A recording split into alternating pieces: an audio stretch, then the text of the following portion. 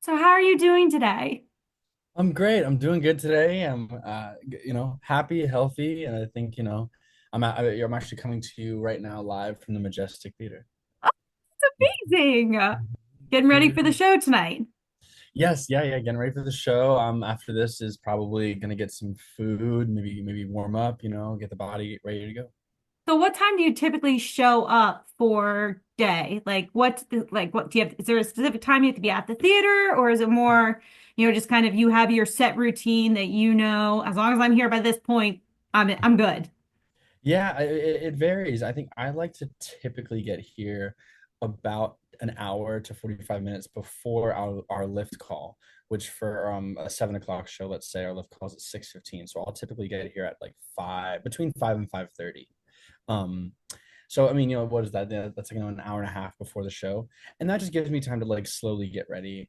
I think if you know busyness happens outside of the show, and I can get here at 6:15 and still have enough time to warm up and everything, and it's just more of a shortened a shortened progress into the show. Do you feel if when you show up closer to that 6:15 time a little bit more panic because you're like, oh, I'm a little bit closer to showtime than I You know, typically am? yes, yeah, a little bit. Yeah. Sometimes when life happens and you come a little bit later than you typically want. But I think though that started happening for me once we were already like a few months into the show. I think that maybe happened more in like February. Mhm. So like in those moments, I'm like, okay, I'm a little nervous because I didn't have my full warm up. But then at the same time, I'm like, you know what? No, I've been doing this. We've been doing this now, performances since November. It's been 3 or 4 months. Like, you got this. You have to And self-talk. you are in one of the most buzzed about shows on Broadway right now, Gypsy. I loved the musical when I was a kid. I loved the Mhm. movie with Bette Midler. So to see that it's finally back on Broadway is amazing news. I have yet to see it, but it is on my list to come up and see this year. You have to. So for you, take us back to that moment where you learned you got the role. Oh, it was out. There was a lot of suspense. I mean, obviously just because of what the production is, but my final audition, I think it had been I auditioned, and then I think maybe 2 weeks went by. And typically, like when you're getting down to like when you first submit for an audition or you go in for your initial audition, you kind of are like, all right, who knows when I'll hear. But when you're coming down to like like the final, your fourth audition, your fifth audition, your sixth audition, and like you're in the finals, you're waiting, staring at your phone, hoping to get a call like every day. Any actor knows that. So it knows that feeling. So it had been 2 weeks, and I like didn't want to be hounding my agents, but sure enough, I got a call. I was actually down the street from the theater from where I am right now. When I got the call, and it was just my team, just calling, saying that I was going to be doing this.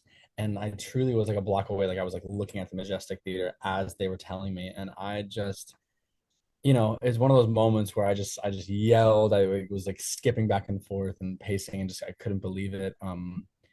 Because it's like all those dreams and all that anticipation, all that hard work over those 6 auditions, really just kind of pays off, and a new door opens up of possibilities of what the experience is going to be like, who else is going to be in it, all those other questions. But I tried to really just kind of bask in the sunlight of that moment, with my team on the phone. And then of course I called my mom, um, and she freaked out and was crying.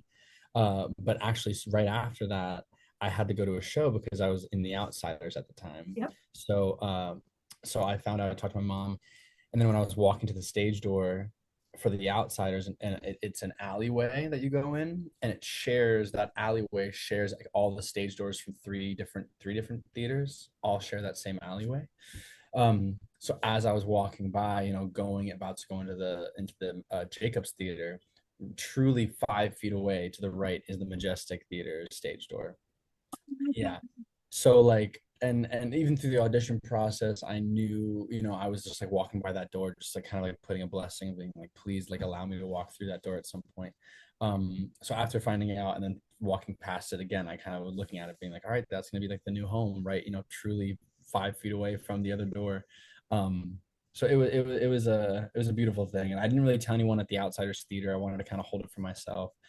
But in doing the show, Outsiders, it takes place in Tulsa, Oklahoma.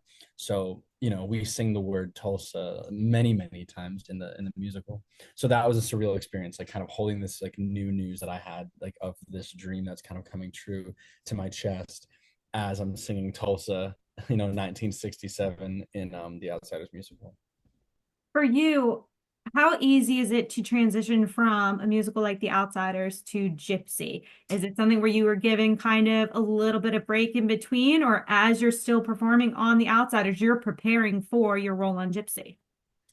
It was I had a little bit of a break. I had about a month off. But I definitely started my research just to kind of get into the time period and what teenagers or what kids or what young adults were kind of what their experience was like, in like the 20s and early 30s.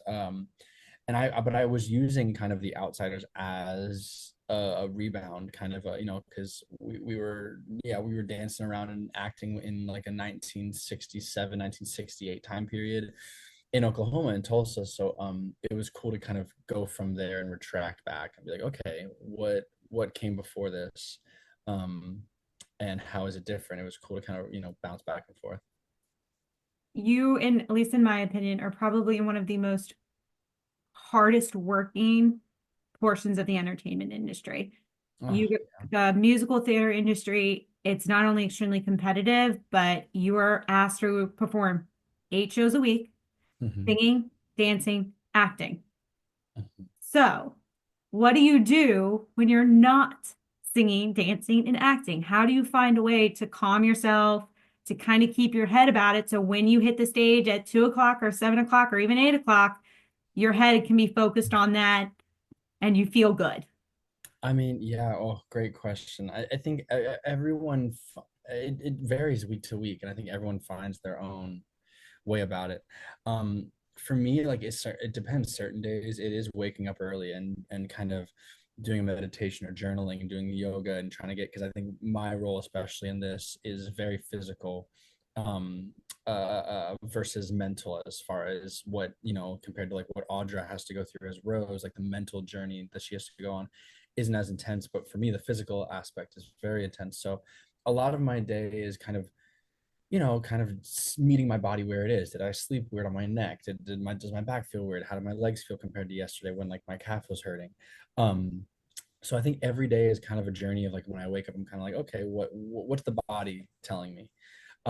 But it varies. Some days, yeah, it's waking up early. Some days it's like I am going to sleep in until 11 o'clock. Like I'm gonna really, and then after that, make myself breakfast and like just also sit again on the couch until I maybe go to the gym and then do the show. Um, but yeah, it really varies. Uh I think for me, it because it varies, it really is just waking up and just seeing what it's giving each day. But yeah, I would say that I try to get to the gym 3 times a week to maintain, I think when I was like younger, when I was in my early 20s, I could just kind of crack my neck and be like, all right, let's go do the show. And now it's not the case approaching 30. Um, which is a beautiful thing at the same time. But yeah, I would say it's like the gym, it's some sort of meditation, because also there's an aspect of when you're coming into a theater, there's a lot of people who work here, right? There's a lot of social interaction on and off stage. It's not like you can just clock in and clock out, which many of us in the workforce and any workforce deal with. So I think there's also like yeah, like, okay, am I mentally prepared to interact with all these people and making sure that I'm professional and all the things. So yeah, I guess the backwards way of just saying like it really varies, and but I love it, and I love what it teaches me about myself every day. Because sometimes you do a short warm up and you're like, wow, that felt great, and sometimes you do a long warm up and you're like, oh, it still feels a little creaky when I'm out on stage. So so yeah, it's a beautiful journey. But thank you for saying that, because Broadway is tough, 8 times a week, very rewarding but tough. Well, it's also, I mean, I think you kind of hit the nail on the head is, you get on there and you've got to, once you hit the theater, interact with your castmates, the crew. That's a toll in itself. Somebody who works a 9 to 5 job, we're dealing with just regular our employees every day. You then have to hit the stage, and now you've got to tell a story to the person sitting in the very back. So you got to Mhm. be over exaggerating. They've got to be able to tell what you're saying. They've got to be able to hear what you're saying. So you're adding that on to communicating with just the people you work with every single day. So Mhm. your adrenaline is through the roof by the time you wrap at 10 o'clock at night. Yes, no, yeah, the decompressing is definitely like I can't really fall asleep unless I'm exhausted. I can't fall asleep until like 2. Yeah. But I will say reality TV really helps. Worrying about someone else's like, drama is great, or just diving, because sometimes even just diving into like a good like drama TV show keeps me Mhm. up. It'll keep me awake. Whereas reality TV show kind of lulls me to sleep for some Yeah. reason. Yeah. Well, okay, you can kind of forget about your own worries and be like, well, they've got Mhm. it worse than I Yeah. do. Yeah. All right. Or better if it's some like, if they're like in Palm Springs, I'm like, oh, Yeah. that's nice. I really wish I was there. It is freezing in New York right now. I want to Yeah. be in 88-degree weather. Well, yeah, we're so close to it, I hope. I It's think. we're almost there. We're almost there. I'm Yeah. in DC, so I'm a little bit Oh, down for you, but we've almost made it. yeah, you're very close, so close. I think this weekend is supposed to be like 75, but it's gonna rain. I was like, Yeah. We're going through our fall spring. We'll get a little bit more cold again, and then I think we'll finally be out of it. yeah, yeah, You deserve it. yeah. Um, so not only are you musical theater, but you've also been in television and film. One of your biggest films, at least to me, to date, has been West Side Story. So I've always wondered this. How different is it performing on stage in a musical theater to performing in front of a camera for Yeah. musical theater?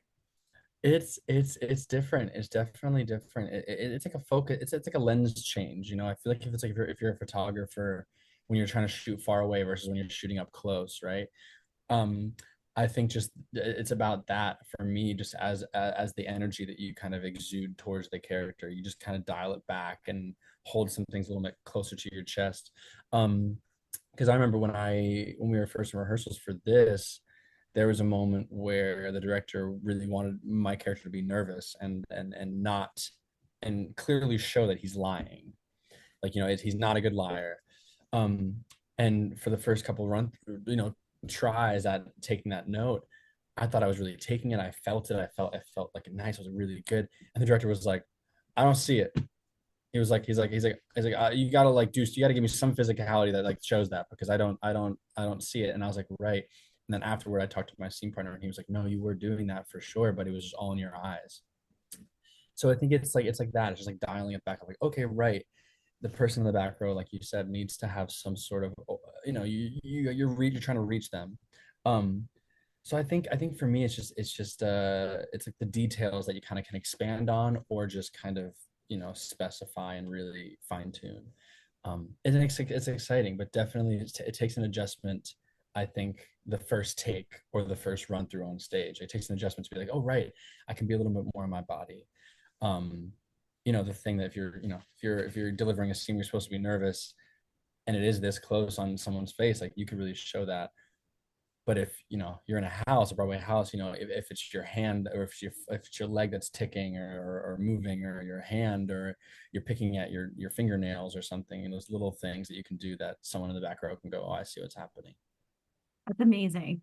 Yeah. Because we only get to see, obviously, from the seat if we're in the theater or from the screen as we're watching it. So we don't Mhm. get to hear the little nuances that you guys have to go through. That's either like, if you're doing it on screen, maybe it's toned down, you're being a little too dramatic, or you're not doing enough to be able to be seen further away. So for you, do you have a preference? Because it's that you keep going back to musical theater, which I love. I Keep doing know. it, but Yeah, yeah, musical theater. I think just like the stage is just something that I think has always been home, and I think that's where my training really, I think, flourishes. Um, but I do love. I've been really blessed to be able to go back and forth, and I think it's like, I get to scratch the itch of Broadway right now, and I got to scratch it like last summer, and now I'm kind of itching to get back to like TV and film, and if another Broadway show comes up, fantastic. Um, but part of me feels, if I can be so bold, is like I think I've carved out kind of my name and maybe a space where people know me in the Broadway community, and I think I want to do that in the TV world next, and then hopefully film after. So I think that's my goal, is after this is to try to. I mean, for me, whenever an audition comes my way and I really want to attack it or I really feel connected to it, I will always go for it no matter what medium we're talking. But I think I want to try to focus on TV and film to get back there and scratch that itch.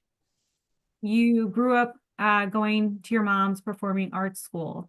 Mhm. Was that, would you say from the very beginning, you knew you wanted to be in the performing arts, or was it kind of just a fun thing you were doing for a while and then you realized, yeah, this is something I actually want to do? I think a little bit of both. I grew up both my brothers doing it. They both my older brothers were dancing in the studio and helping out and teaching and and just surrounding ourselves and the community, cleaning up after people, like wiping down the mirrors. Like we were definitely helping my mom lock up and open up the shop every day.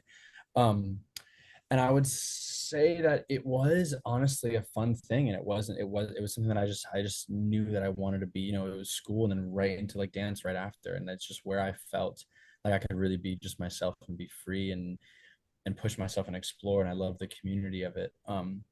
It wasn't till probably applying for college that I was like, oh, okay. And at that point I'd already been a professional, I'd already been acting or auditioning professionally since I was 10. So it's already been like 6 years before it was like, okay. But I think it was like the price point of how much college was. And I think being like, well, why would I go for something that I don't know that I love if I'm gonna spend that much money, even if it's something where I go and I just think that I knew I was going to be surrounding this industry in one way or another, whether I was acting in it or in any venture. Um, so I think it was around there that I was like, no, this is what I want to do for the rest of my life, or at least, as long as I can hack it, or as long as they allow me to do that. Um, but yeah, it was probably around there that I kind of was like, oh, I'm making a decision about this. Whereas prior to, it was just fun. I mean, there was always, the random nights of like, oh, my friends from school are doing this thing though, and I want to go do that social thing. Oh, but I have dance, or we have a dance competition that weekend. But at the end of the day, I was always so satisfied to be in the studio or at the dance competition. I think that's just where my community was. That's where my friends were, you know, and my troop. I feel like I had a few friends in high school, but I knew a lot of people, but I had a few close friends. Mhm. Um, and I stayed in touch with them. But yeah, my biggest community is theater and the industry. And look at you now. You've worked with some huge named people. In just it's just even just reading through your resume, I was like, my gosh, the names, the shows you've been in, the performances you've been a part of.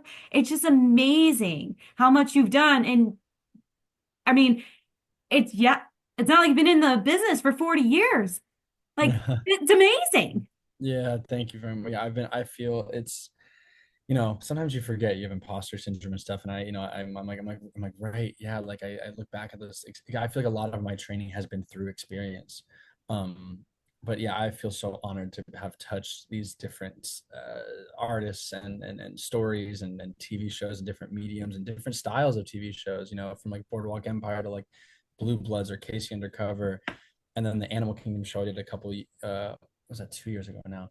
Um, yeah, it's been a very wide variety. And then being able to work with Steven Spielberg and like Janine Tesori and all these, Tony Kushner, all these, and then George C. Wolfe, Audra McDonald. Like it is, I think I'm definitely going to be talking to my grandkids like, you didn't know. I'm definitely going to be that, like, you don't know what I've done. I'm definitely going to being that grandpa. Because right now I'm very humble with how I act to talk about my career, but maybe once the later years come, I'll be Exactly. I'll talk. Rub it in their face a little bit. They'll, Yeah, but you don't know hard work. but it's also, a Tony performance, Super Bowl performance. You're not just sticking yourself into a small stage or a small avenue.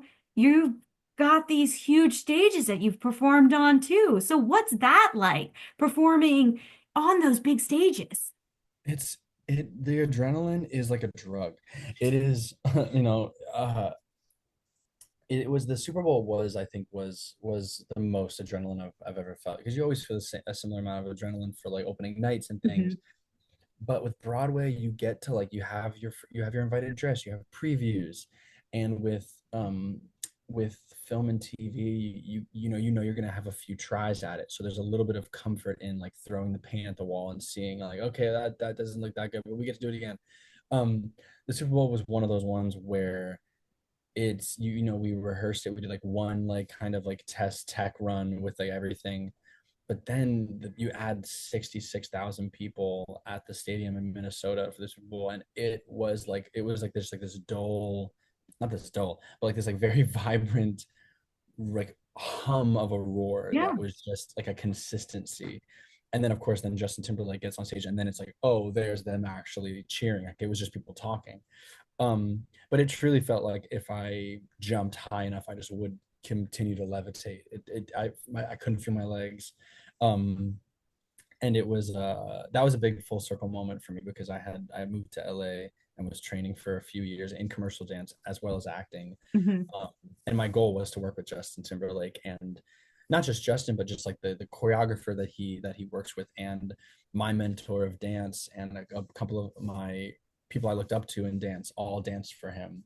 So being able to go out there for LA for 3 years, which I thought was only going to be 3 months, and then I stayed for 3 years, um, because I loved it. And to be able to then do the Super Bowl with them, and to kind of look to my left and right and see them, and it was a beautiful kind of like you know package wrapped up with a bow that like, wow, I achieved this, and I also get to do it with the people that I look up to, and that pushed me. And the next day after the Super Bowl that night, got on a plane, flew to New York, got in at like 8 a.m. or 9 a.m. to do the first day of the Mean Girls musical rehearsal at 10 a.m. That's how that worked out, which was crazy. It That's was, insane. yeah, because I had booked Mean Girls, knew what the start date, and then I found out about the Super Bowl, and I was like, I was like, it has to work. It's just they're two separate days. I tried to miss the first day of the Mean Girls rehearsal, but they were like, no, we need you there. It's the first day. We're Yeah. gonna get a lot done, and I was like, okay. So got on a red Gotta make it eye. happen. Yeah, I made it happen. Yeah. So, how do you ignore all the noise that's constantly around you? You're in a role, or excuse me, you're in a profession that is constantly being critiqued, whether it's your performance on stage or how you appeared on screen. So, what do you do to ignore that noise? For me, I have my mom and my girlfriend read all the reviews. I'm like, you know what? You guys read them. If there's anything that you want to share with me, great. But overall, I don't know. I think there's something in certain artists that like they need to read. Mhm. They need to see it. And granted, like I ended up reading a few things about our show here, um, and in like the West Side film, but ultimately I don't have the biggest gravitational pull towards that. Mhm. Um, I think I just try to, like I think like any actor, you try to really focus on the meaning of why you're doing this, why this role, why did this come to me in this moment of my life, and what can I learn from that. So I think I try to really just squeeze every last drop out of the experience. And I think because of that, the reviews, I'm just like, I don't care about your opinion. Like I think especially reviews, especially for Broadway, can be so harsh without caring about the art form. Um, Or understanding it. yeah, right. Like it's like, it's a lot of the times like, no offense, but it's people who maybe have never been in a rehearsal or done the thing, but they love Broadway, but then also that doesn't show in their reviews maybe. Because it's also tough for Broadway post-pandemic for shows to stay open. So, it's I wish there was a little bit more constructive criticism versus someone just trying to kind of do a flashy article. But yeah, I think I try to just keep myself and my head screwed on straight, especially with 8 shows a week, on just like kind of the through line of the why for me. And I think that's how I kind of keep up with it a little bit. And I totally stay off Reddit. Yeah. I'm not a I Reddit don't person. blame you. I'm not a Reddit person. But yeah, that's I guess that's how I kind of dodge and keep my perspective shifted. Is there a musical theater role that if it was offered to you to this day, you would absolutely say yes on? I have to say yes to it.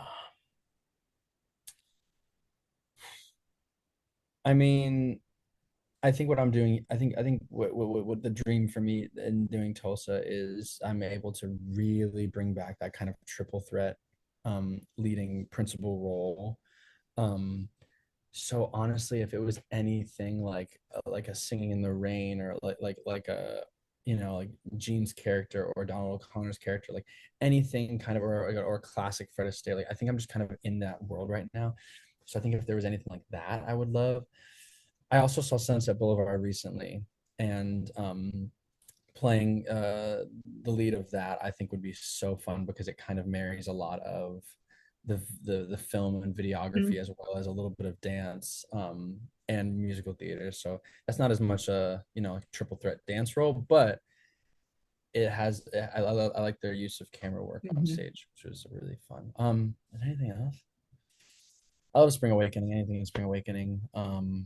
If they brought Spring Awakening Yeah. back. Um, but yeah, I guess that was.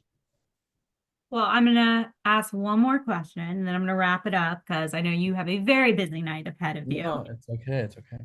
Did you have a show? Oh, today's Thursday. I was thinking today was Wednesday. I was like, did you have a show earlier today? Now you're talking to me. No, no, no, no, no, no. So, for my final question is where can fans find you when they want to know more about what's to come for you this year? Keep up to date on everything and anything, Kevin. Yeah, thank you. That I mean, mostly it'll be my Instagram. Just my name, Kevin Solak on Instagram. I also have a website, kevinsolak.com you can check up on.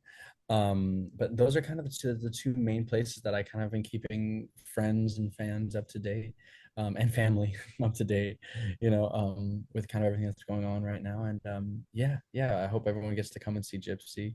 I hope they get to see these incredible artists that I get to share the stage with. I will never forget this experience. This is definitely feels like history with what's happening on the stage. So yeah, Yeah, well, congratulations to you. thank you. You've had an amazing career so far, and I look forward to seeing what else you have in store for us. Yeah, Um, Hopefully, it's more musical theater, and we get to see more in the television and film. But yeah. it's been, enjoyable to watch you so far, and it's going to be even more enjoyable to see what's to come.